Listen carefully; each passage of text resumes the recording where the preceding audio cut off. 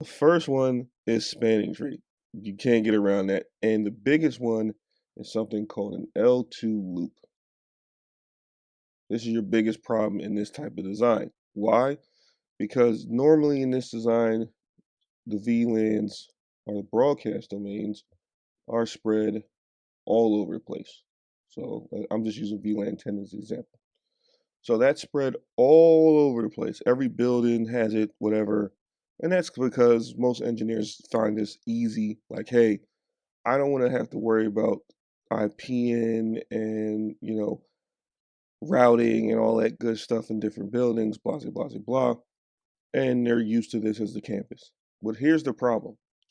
If you have some kind of broadcast storm or some kind of layer 2 problem or a Mac flap or all that, you can effectively take out, let's say it's in the first IDF, IDF1. So I'm going to put 1 here, 2 and 3. Let's say you got some kind of layer 2 problem over there. Well, you could effectively do this. Building 1 is down, building 2 is down, building 3 is down. Why? Because an L2 loop has no TTL. So no time to live. So basically, it's an infinite loop. Now, for troubleshooting purposes, what ends up happening if you cannot find, they're very difficult to find, layer 2 loops are very difficult to find unless it's an obvious misconfiguration.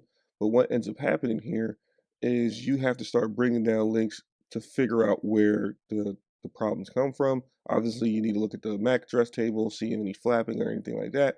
But you basically span your problems, quote unquote spanning tree, but you span your problems amongst all the buildings that are using the same broadcast domain. So that is the problem with traditional L2, L3 design, but it is a design that everybody knows spanning tree, all that good stuff.